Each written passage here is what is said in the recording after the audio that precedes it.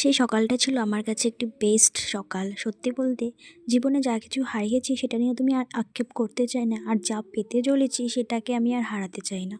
2025টা হয়তো সবার ভালো খারাপ দিয়েই কেটেছে, সেটা নিয়ে আর ভাবতে চাই না। 2026টা খুব সুন্দরভাবে কাটাতে চাই। তো দেখো, সেই মধ্যে কিন্তু আমি আজ চলে যাচ্ছি ঠাকুরের কাছে। তো বলিয়ে দিলাম, সেই দিনটা ছিল মঙ্গলবার। আর মঙ্গলবার কী দিন সেটা সবাই জানো। তো তো চলে এসেছি মন্দিরে, আর এখানে কিন্তু আমি ওয়েট করতেছিলাম আমার বান্ধবীর জন্য। তো ওদের আসতে একটু লেট হচ্ছিল, আর মন্দিরে ভীষণ ভিড় লেগেছিল, কী আর বলবো।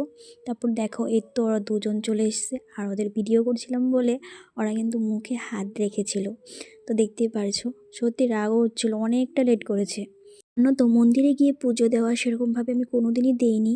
তো এরকম করে প্রতি বছরে পুজো দেওয়ার হয় না। তো এবছর ভেবেছিলাম, আমি তো আগে থেকে ভেবে রেখেছিলাম যে হ্যাপি নিউ ইয়ারের প্রথম দিনকে পুজো দেব। তো কিছু কারণের জন্য আর পুজো দেওয়াটা হয়নি। তো তারপর কিন্তু মঙ্গলবারে চলে এসেছি পুজো দিতে। তো বান্ধবীও বললো চল মঙ্গলবারেই যাই। আর শোনো, আমি তো আগেই বলেছি যে মন্দিরে আমি সেরকমভাবে কোনো দিন পুজো দিইনি। তো এর জন্য বান্ধবীকে বলছি যে কীভাবে কী করতে হয় আমাকে একটু বলে বলে দিবি। তারপর কিন্তু ও বলেছিল যে আমাকে দুটো প্রদীপ আনতে। তো ওর জন্য আর আমার জন্য একটি। তো আমি সেই কথা মতো প্রদীপ এনেছি, আর ও সলতা এনেছিল। তো এখানে দেখো, এখানে সব কিছুই ছিল, তেল, তারপর ঘি। তারপর এখানে ঘি তেল দিয়ে সুন্দরভাবে প্রদীপটা জ্বালিয়ে নিয়েছি। আর এখানে কিন্তু আমি বান্ধবীকে বলছিলাম যে সুন্দর করে ভিডিওটা করে দিতে। তো যেটুকু পেরেছে আমার ভিডিও ক্লিপটা সুন্দর করেই করে দিয়েছে। আর শোনো, আমার কিন্তু সেদিন একটু নার্ভাস ফিলও লাগছিল। হ্যাঁ, তোমরা বলতেই পারো সেখানে মন্দিরে গিয়ে কি নার্ভাস ফিল লাগে। দেখো, প্রথম দিচ্ছি।